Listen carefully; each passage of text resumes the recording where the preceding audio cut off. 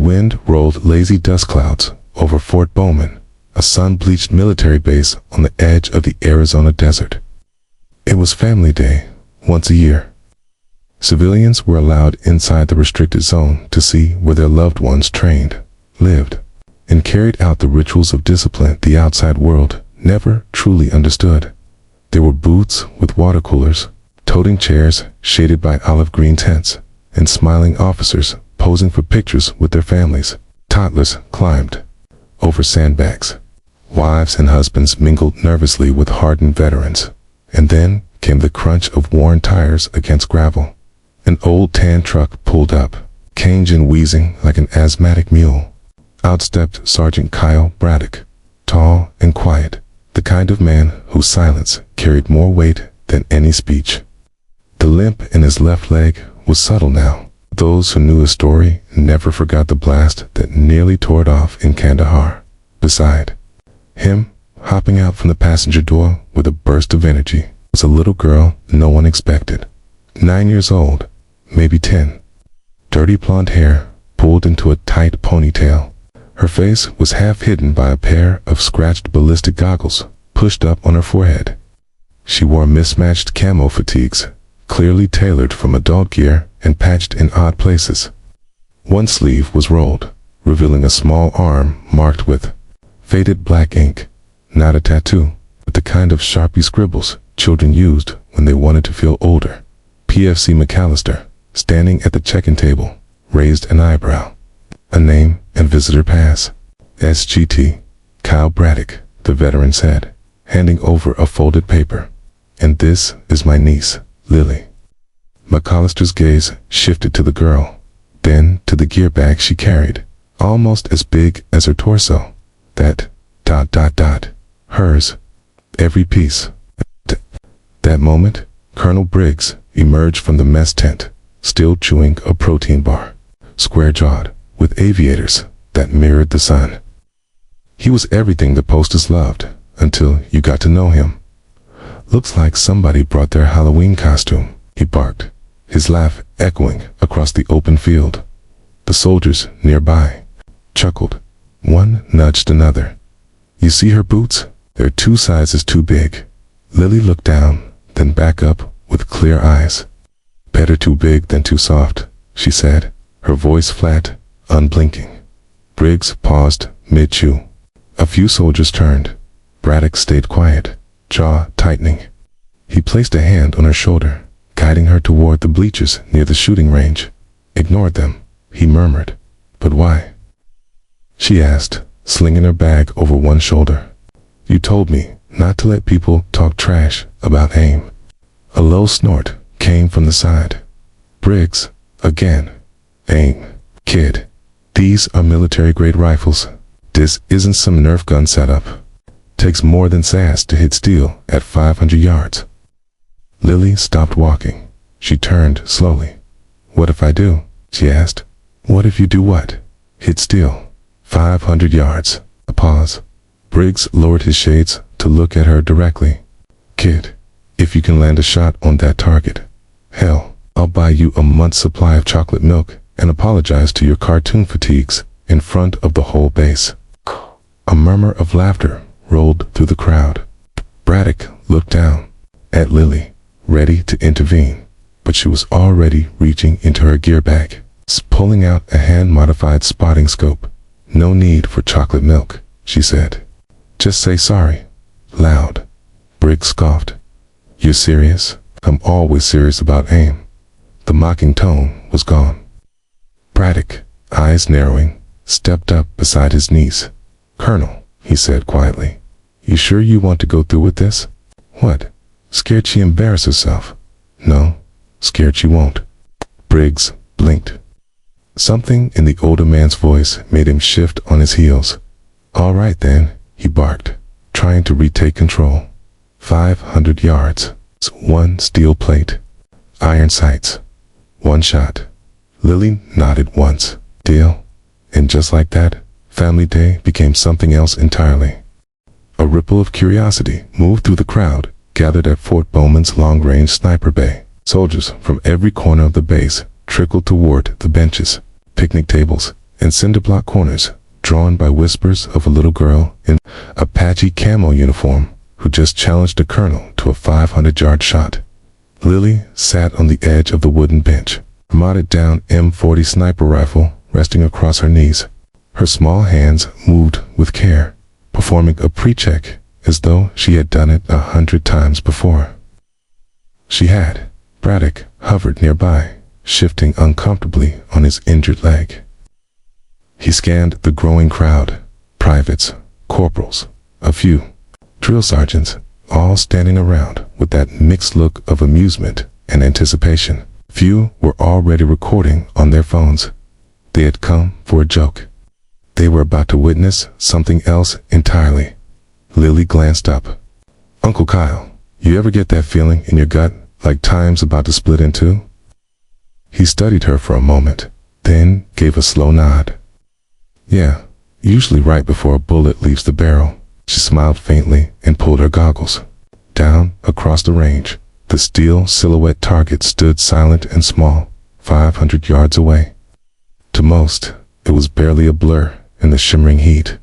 Colonel Briggs stood with arms crossed just behind the firing line, trying to play it cool.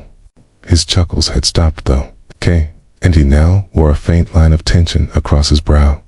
Sergeant Garrett Shaw, the crusty sniper instructor with 20 years in and knees held together by duct tape and spite, approached the bench with skeptical eyes. "You ever even fired that rifle before, kid?" Lily didn't look up. "I've fired this rifle 183 times. I've fired my own 600. Garrett grunted. "That so?" Braddock answered before she could. "She trains every weekend, every morning before school, every night before dinner." Garrett raised a bushy eyebrow. "At 9. Lily replied without blinking. "You're late to the story, sir." Silence thickened as she settled into position. Braddock adjusted a sandbag beneath her left elbow to steady her posture. The crowd fell into hush, rifles a touch long. "For a frame," Garrett muttered. "She compensates with cheek weld." Braddock said, "It's not her size that worries me. It's the wind." The Arizona breeze had picked up, carrying a low whistle as it swept through the range. Lily adjusted her sights and whispered to herself, "To ticks right. Half-breath hold." Braddock heard it and smiled. It was her father's mantra. Ghost one. James Ellison, her dad. Braddock's mind drifted, just for a second, back to that farmhouse in Wyoming. Long grass, cans lined up on fence posts, a little girl barely able to hold the rifle up, and a father's strong hand bracing her shoulder, whispering secrets of balance, patience, and purpose. He had trained her like she was meant to carry something forward. He just didn't live long enough to see what a deep exhale brought Braddock back to the moment. Lily squeezed the trigger. Crack. Rifle barked. A puff of dust lifted near the 500-yard silhouette. Then dash clang. Dot. A clean strike. Center mass. The crowd jolted upright. Someone dropped their drink. Even Garrett's jaw tensed. "No way." Colonel Briggs removed his sunglasses slowly. "She tagged it," someone whispered. "Cold bore, iron sights." Lily rose to her knees behind the rifle and looked up at Briggs. "About those boots." The colonel stared, unable to speak. "Colonel," she asked again, sweetly, "wasn't there a deal?" Briggs cleared his throat. "I apologize for my comments. And the boots." The crowd broke into restrained laughter and light applause, but not mockery, respect. Braddock stepped up and gave Lily a nod. She stood and began packing the rifle down, methodical and focused. But then Garrett stepped forward, hand raised to settle the crowd. "Hold on," he said. "That was good shooting. Damn good. But one shot could be luck. I say we run a full string. Let's see. 3 hits, 300, 600, 800. Time her." The crowd murmured again. Phones came out. A few soldiers whistled in surprise. Braddock leaned in, low and serious. You don't have to do this, Lily. I know, she said softly. But I want to. She reached for the bolt and reset. Her stance. Garrett gave the nod. Timer on my count. Targets at 300, 600, and 800 yards. Iron sights, cold bore, single string. The plates were already set. No one had expected anyone to hit them today, but now all eyes were on the little girl in homemade fatigues. Garrett raised a hand. 3, 2, 1. Lily took in a long, slow breath. Cracked. 300 down in 7 seconds. She adjusted, working the bolt with sharp precision. Cracked. 600 yards center. Hit. 18 seconds. The 800-yard plate shimmered like a ghost. Garrett leaned forward, barely breathing. Crack. Dust flew. Then a second later, clang. Direct hit. 34.7 seconds total. Silence. Even the wind stopped. The last clang from the 800-yard target echoed like a bell across Fort Bowman, bouncing off concrete barriers and hanging in the July air. Then nothing. Not a cheer, not a word, just stillness. Sergeant Garrett Shaw's voice, usually barked over drills like thunder through mountains, lowered his rangefinder slowly. His weathered lips parted slightly, but no sound came out. His hand trembled, not from age, but from awe. Colonel Briggs stood rooted to the ground like a statue carved by shame. A man used to authority, a man unaccustomed to being proven wrong, especially not by a 9-year-old in hand-cut camo pants and goggles too big for her face. Lily lifted her cheek from the stock, her skin slightly red from the recoil. She sat back on her heels, slowly removed her goggles, and blinked. Her expression never changed. No grin, no pride, just calm, that like she expected this outcome the entire time. Whispers swept the perimeter. She hit all 3 at 800. With iron sights, that's ghost-level precision. And then a name broke through the murmurs like lightning. Ghost 1. Garrett turned abruptly, his eyes scanning the gathered soldiers. Who said that? Private Hastings raised a hesitant hand. Sir, I just remembered. Captain Ellison. He was called Ghost 1 in our manuals. I read it in the Ops archive during sniper school.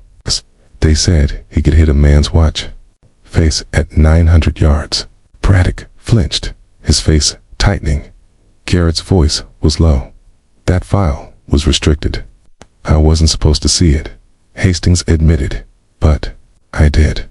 And his daughter, she looks just like the photo. Colonel Briggs stepped forward, brushing off the dust on his uniform, trying to collect what remained of his ego. Enough of this, he muttered. This proves nothing. Braddock turned to him slowly. It proves everything. She's a child. She's a prodigy. A danger. A legacy. Braddock cut him off sharply. Garrett stepped in. She shot better today than most of my top trainees, and that was under pressure. Briggs scoffed. You're telling me she belongs out here? No, Garrett said. I'm telling you, she belongs in history. Lily stood now, gently beginning to break down her rifle, wiping down the barrel with a soft cloth. She hummed softly to herself, just a simple lullaby. It was the same tune James Ellison used to hum on the range. Garrett recognized it. So did Braddock. Sir, came a new voice. It was Sergeant Dana Cruz, communications lead. She jogged over, holding a clipboard. General Dane is en route. She got wind of what happened. Briggs paled. Why would Dane come here? Garrett said nothing. Braddock answered for him. Because there are things even you're not cleared to remember. Lee slung her rifle case over her shoulder. Can I go now? Braddock bent slightly. Where do you want to go? Can we sit under that hill? The one with the prickly pears? He smiled. Of course. The crowd parted as as they walked through, every soldier moving aside without command, heads bowed in silence. There was no mocking now, no jokes about boots or goggles, or girls playing dress-up. There was only respect. They reached the hill, just past the range, overlooking the training field. Braddock pulled off his hat and ran a hand through his hair, watching. The sun dipped lower on the horizon. "You didn't have to do that," he said quietly. Lily nodded. "I know." Braddock watched her for a long moment. "You miss him?" She hugged her knees. "Every day. But he's not really gone. Not if I remember what he taught me." He smiled faintly. "He'd be proud. He scared Briggs half to death." She giggled for the first time that day. It was light and real and full of childhood she hadn't lost yet. Then the wind changed. A rotor thump grew louder. Dust spiraled upward. An army transport helicopter descended onto the helipad near the barracks. Out stepped General Nora Dane, boots hitting the tarmac with purpose. She didn't waste time inside the main office. Lily sat on a folding chair beside Braddock as General Dane paced the room slowly. She had the presence of a storm quiet, but you knew something powerful was coming. "I've heard stories," she said, whispers in after-action reports. A girl shooting Samoa at 800 yards. Iron sights, no magnification, cold bore. Dak stayed silent. Dane finally looked at him. "Didn't you tell me?" He exhaled. "'Cause I knew what you'd say." "I would have said, she's dangerous," Dane admitted. "And I would have been wrong." She turned to Lily. "You carry his blood." Lily's eyes didn't waver. "I carry his promise." Dane studied her. "You've trained under Kyle since I was 5. Field tested." Lily nodded. "On coyotes, wind targets, steel, even moving silhouettes." "And do you know what your father did for this country?" Lily hesitated. Then he disappeared, so people like you could stay." The room froze. Dane blinked, then slowly smiled.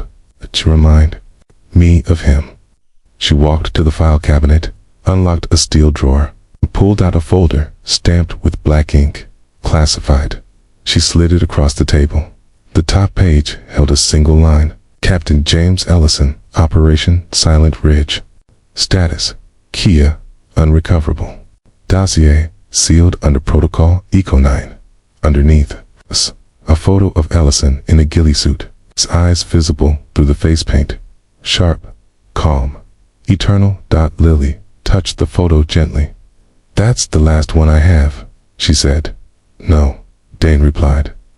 "That's the first one we're giving back." The desert night descended over Fort Bowman, blanketing the base in amber lights and long shadows. The laughter and chatter of family day had faded, leaving only low voices around campfires and the distant hum of barracks' music. But in general, Nora Dane's office, something deeper stirred. Lily sat quietly at the end of a long table. Her camo pants were dusty. Her boots hung inches above the floor. In her lap, she held the photo of her father, Captain James Ghost 1 Ellison. She stared at it like it might breathe if she watched long enough. Braddock stood behind her, his arms crossed, silent and alert like the soldier he once was. "General." Dane poured a glass of water, her movements deliberate. The file folder now rested closed between them, no longer sealed. "We buried your father twice," she said softly. "First in a file, then in silence." Lily didn't respond. Dane took a breath. Operation Silent Ridge wasn't supposed to exist.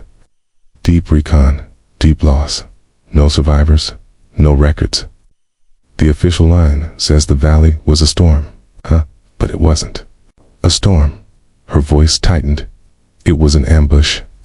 Braddock stepped forward. They were sent in without support. No satellite, no evac.